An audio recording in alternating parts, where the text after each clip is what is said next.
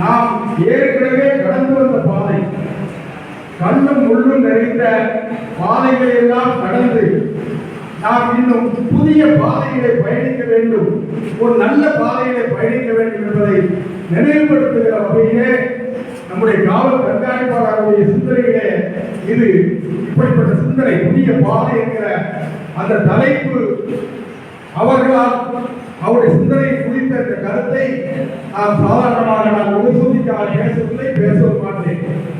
இது மிக சிறந்த பார்வை.